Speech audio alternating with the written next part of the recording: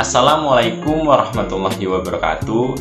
Izin memperkenalkan diri, nama Ahmad Fauzan dengan nomor NPM 2301010006 dari program studi Pendidikan Agama Islam Institut Agama Islam Metro.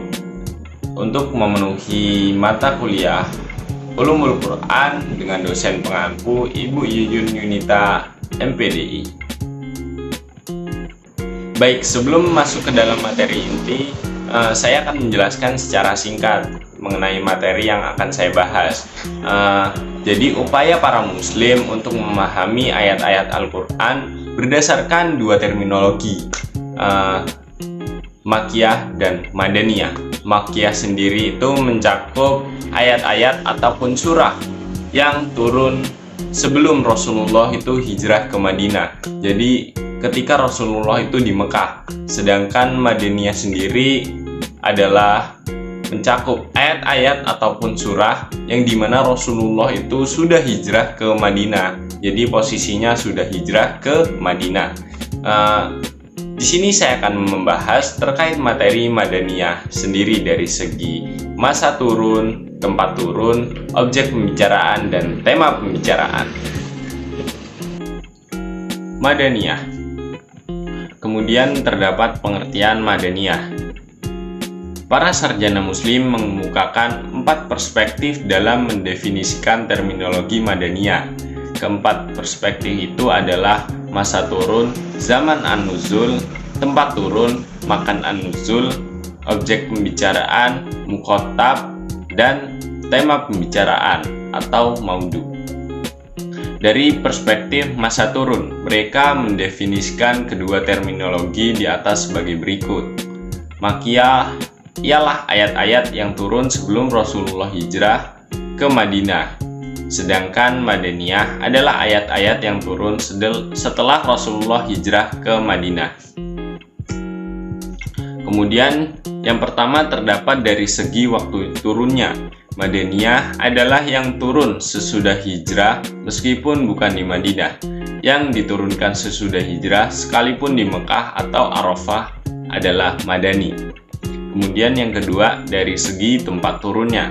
Madaniyah ialah yang turun di Madinah dan sekitarnya seperti Uhud dan Kuba. Kemudian yang ketiga dari segi sasaran pembicaraan. Madaniyah ditunjukkan kepada penduduk Madinah. Berdasarkan pendapat ini, para pendukungnya menyatakan bahwa ayat yang mengandung seruan Ya ayyuba alladzina amanu, wahai orang-orang beriman, itu adalah termasuk ayat Madaniyah atau ayat yang turun di Madinah. Kemudian terdapat ketentuan surah Madaniyah. Yang pertama yaitu setiap surat yang berisi kewajiban atau had atau yang bisa disebut dengan sanksi adalah Madaniyah. Kemudian yang kedua, setiap surah yang di dalamnya disebutkan orang-orang munafik adalah Madaniyah, kecuali surat Al-Ankabut adalah Makkiyah. Kemudian yang terakhir, setiap surah yang di dalamnya terdapat dialog dengan ahli kitab itu adalah surah Madaniyah. Kemudian terdapat beberapa surat-surat Madaniyah.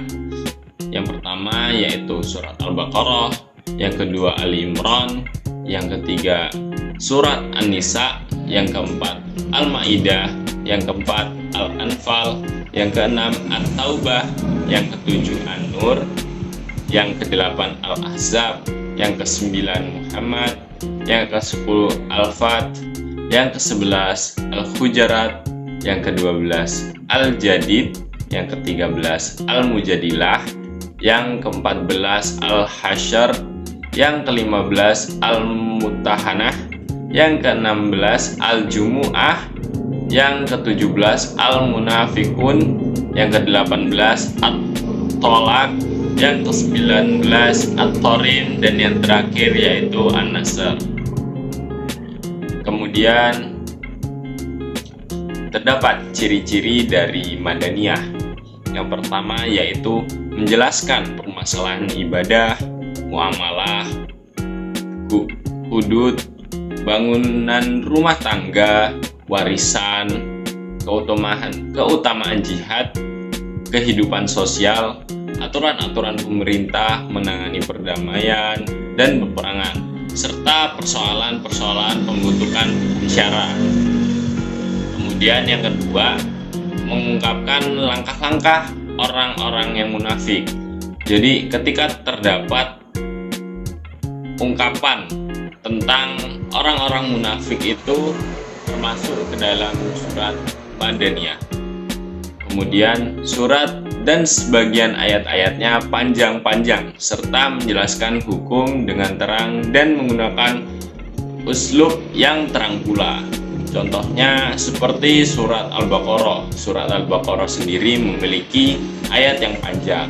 Seperti surat lain, surat Ali Imran juga memiliki ayat-ayat yang panjang, surat yang panjang. Jadi cara mudah untuk membedakan surat Madaniyah dan Makkiyah itu adalah surat Madaniyah memiliki ayat yang panjang, Makkiyah itu memiliki ayat-ayat yang pendek. Mungkin sekian pemaparan dari saya terkait materi Madaniyah. Kurang lebihnya saya mohon maaf. Kepada Allah saya mohon ampun. Billahi taufiq wal hidayah. Wassalamualaikum warahmatullahi wabarakatuh.